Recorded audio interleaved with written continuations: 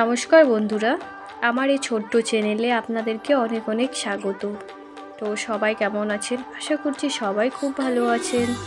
তো আজকে আমি আপনাদের সাথে একটা খুব সুন্দর নাস্তার রেসিপি শেয়ার করতে যাচ্ছি, যেটা আপনারা খুব অল্প সময়ের মধ্যেই আর খুব সহজেই বানিয়ে নিতে পারবেন।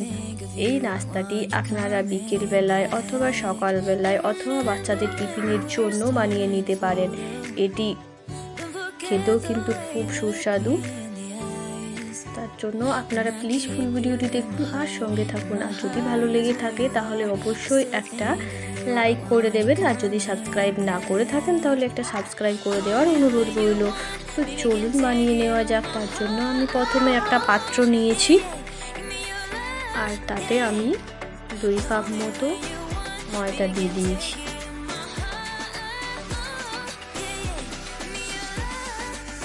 আর নিয়েছি স্বাদ অনুযায়ী লবণ।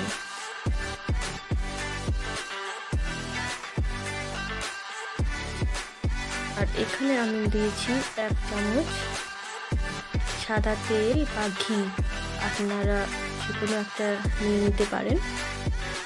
আর তারপর আমি হাতের সাহায্যে এটা খুব সুন্দরভাবে মেখে নেব। এটা কিছু টাইম ধরে ভালো করে ময়ানটা দিতে হবে। এটা যত ভালো ময়ানটা হবে নাস্তাগুলো তত সুন্দর তৈরি হবে। এরপর আমি একটু একটু জল দিয়ে ময়দাটা ভালো করে মেখে নেব আর একটা সফট ডো বানিয়ে নেব।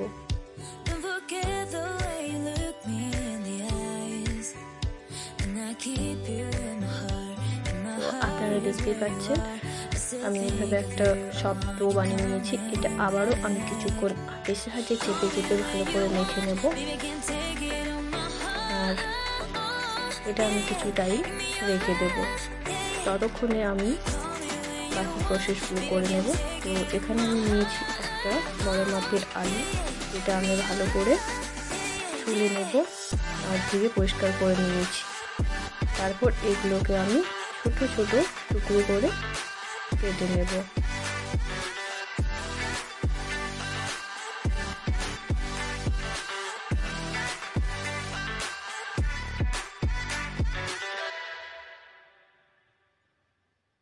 দেখতে পাচ্ছেন এইভাবে আমি ছোট ছোট টুকরো করে কেটে নিয়েছি। এরপর আমি গ্যাসের উনুনে একটা কড়াই চাপিয়ে দিয়েছি। কড়াইটা বেশ ভালো করে গরম হলে তাতে আমি দিয়ে দেব সামান্য সর্ষের তেল। তেলটা ভালো করে গরম হয়ে এলে তাতে আমি ফোড়নে দিয়ে দেব জিরে।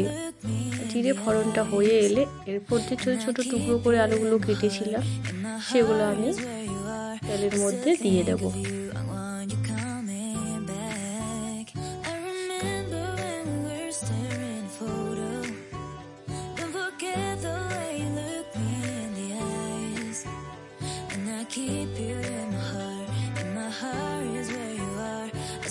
এবার কিছুক্ষণ আমি ভালো করে নাড়াচাড়া করে নেব।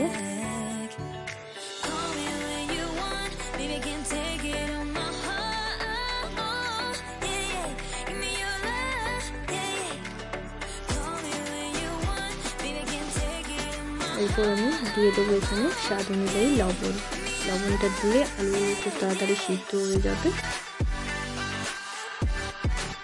আর দিয়ে দেবো একটা কাঁচা লঙ্কা, যেগুলো আমি ছোট ছোট করে কুচি কুচি করে কেটে নিয়েছি। এখানে আপনারা যে পরিমাণে ঝাল খাবেন সেই পরিমাণে কাঁচা লঙ্কাটা দিয়ে দেবেন। তো এগুলো দিয়ে আমি আবারও ভালো করে নাড়াচাড়া করে নিয়েছি। আর এটা আমি কিছুক্ষণ ঢেকে রেখে দেব।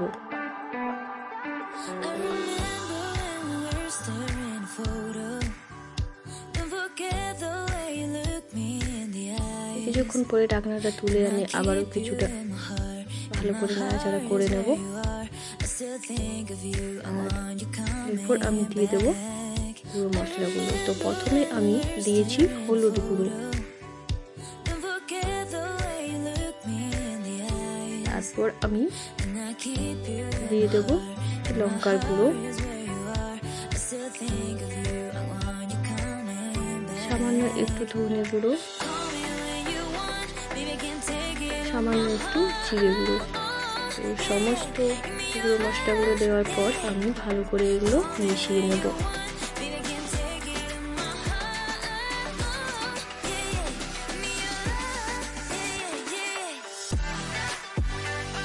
আবারও আমি কিছুক্ষণ এটা ঢাকা দিয়ে রেখে দেবো।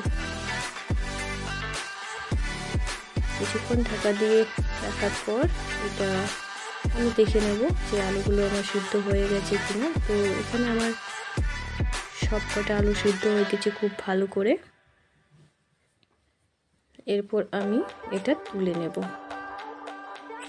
এরপর যে ময়দাটা আমি মেখে রেখেছিলাম সেটা আবারও আমি একটু হাতের সাহায্যে চেপে চেপে ভালো করে মেখে নেব। আর এগুলো থেকে আমি ছোট ছোট লেচি কেটে নেব।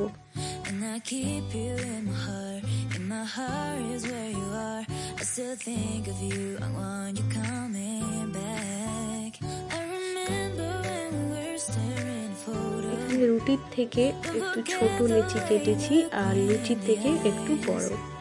তো এরপর আমি এই লেচিগুলোকে প্রথমে হাতের সাহায্যে এইভাবে ফোল্ড করে করে এইভাবে মুড়ে নেব।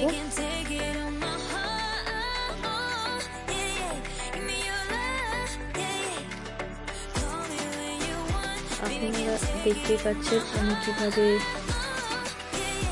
এই লিচিগুলোকে হাতের সাহায্যে এইভাবে বানিয়ে নিয়েছি। এরপর আমি এটা থেকে একটু বেলে নেব। তো এগুলো আমি একটু পাতলা পাতলা করে ভালো করে টুনটুন করে বেলে নেব, তাহলে যেন বেশি মোটা করে বেলাটা না হয়, পাতলা করেই বেলতে হবে।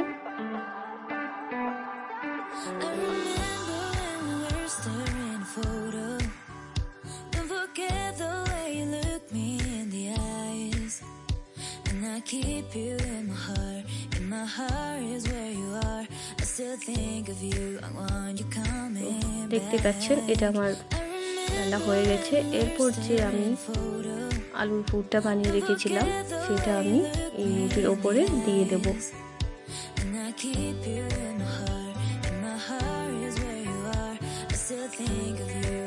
তারপর আমি হাতের সাহায্যে এইভাবে চারদিকটা মুড়ে নেব।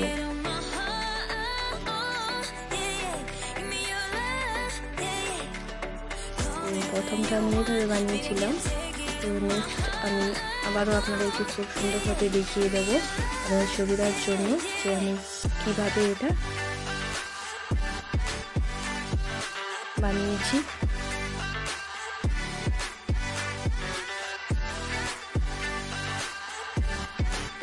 তো আমি আবারও একটা লিচি নিয়ে আপনাদেরকে দেখিয়ে দিচ্ছি।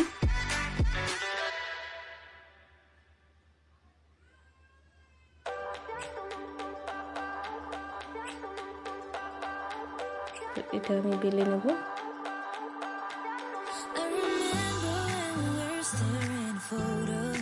আমি রুটির মধ্যে পুরটা দিয়ে এভাবে ফোল্ড করে নেব।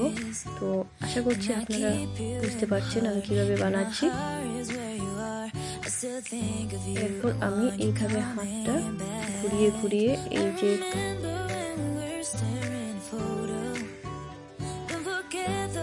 বাড়তি ময়দাটা আমি এখান থেকে কেটে নেব। তো দেখতে পাচ্ছেন কি সুন্দর একটা ডিজাইনও হয়ে এসছে। তো সবকটা আমি এভাবে বানিয়ে নিয়েছি, দেখতে ওগুলো খুব সুন্দর লাগছে।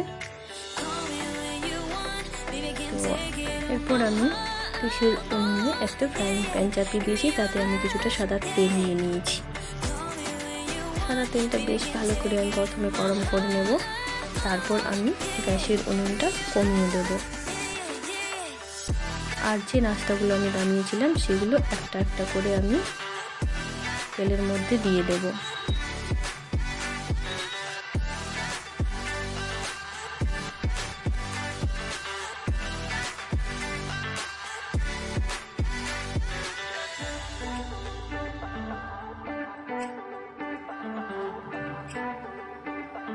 তো এখানে আমার সবকটা নাস্তা একবারেই হয়ে গেছে। তো আপনারা এখানে চাইলে এটা ডিপ ফ্রাইও করতে পারেন। এগুলো খুব সুন্দরভাবে হালকা আঁচের মধ্যে ভাজতে হবে, ব্রাউন কালার করে। উল্টে উল্টে চারদিকটা ভালো করে ভেজে নিতে হবে, আর হালকা আঁচের মধ্যে এগুলো করতে হবে, না হলে এটা ভেতর থেকে কাঁচা অবস্থায় থেকে যাবে।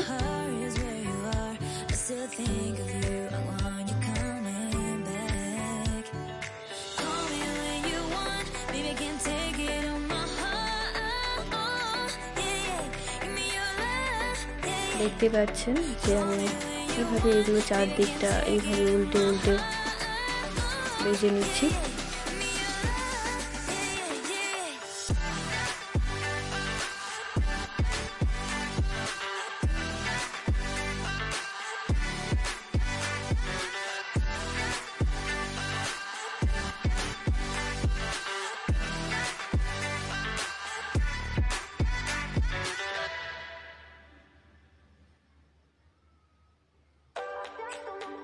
চার পাঁচটা ভালো করে ভেজে নিতে হবে। তো আমি সুন্দরভাবে একটু ভেজে নিয়েছি, আর একটা আমি প্লেটের মধ্যে তুলে নিয়েছি, আর একটা আমি এইভাবে ভেঙেও দেখিয়ে দিয়েছি আপনাদেরকে। দেখুন ভিতরে কি সুন্দর পুরটা, আর এগুলো খেতে কিন্তু খুব টেস্টি হয়। আপনারা একবার ট্রাই করে দেখতে পারেন। তো নমস্কার, দেখা হবে আবারও পরবর্তী ভিডিও নিয়ে। ভালো থাকবেন।